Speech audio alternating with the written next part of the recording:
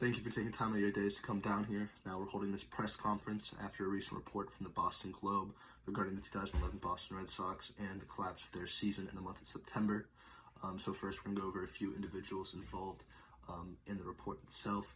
Now, specifically, the headline of the report revolves around three pitchers, Josh Beckett and Jon Lester, who were part of the 2007 Red Sox winning World Series championship team, along with fellow starting pitcher John Lackey. Now, from sources inside the clubhouse, as the report indicated, the three pitchers, instead of being in the dugout with the team on their off days, would instead be in the clubhouse, drinking beer, eating fast food fried chicken, and playing video games. Now, that's a direct quote from the report itself.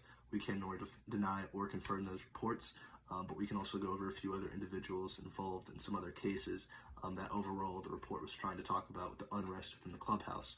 It also talks about manager Terry Francona, who is having marital issues during the season and was living inside of a hotel throughout the entire season.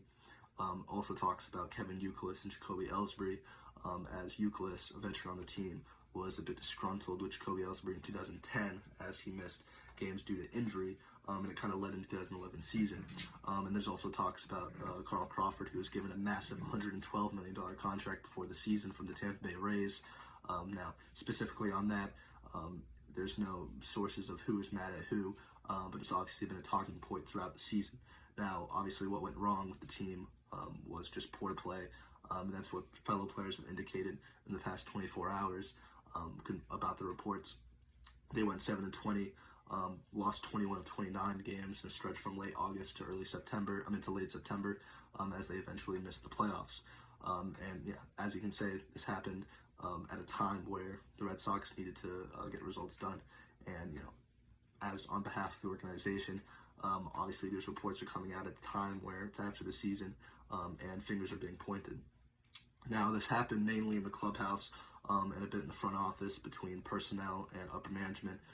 There was a report saying that players were disgruntled that they had to play a doubleheader in late August due to a hurricane, and at the end of the day, and by the end of the season, they indicated that was a bit of a cause of poor play.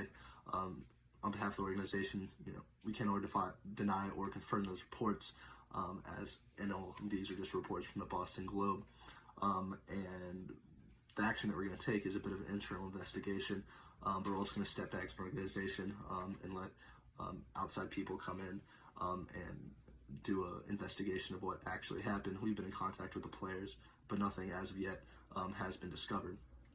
But as an organization, we're here just to provide complete transparency.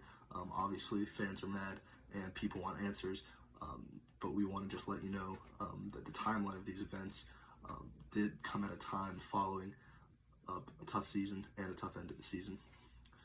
Aiden Holfeld from MLB.com is asking who leaked the information. On behalf of the organization, we can't point fingers at who did it. As you probably know, there are a few reports out there, but as of yet, there are no indications of who, in fact, were the ones who were leaking this information. Alex Judah from the Herald said, have any players commented?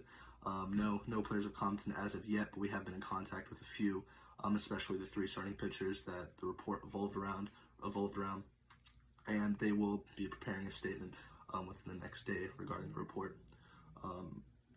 Connor Higgins from MLB.com as well said, have any players been punished? No, as an organization, we can't really punish any players for this. Following the investigation, if there is any wrongdoing, then we will take matters into our own hand and give a punishment that we think is fair.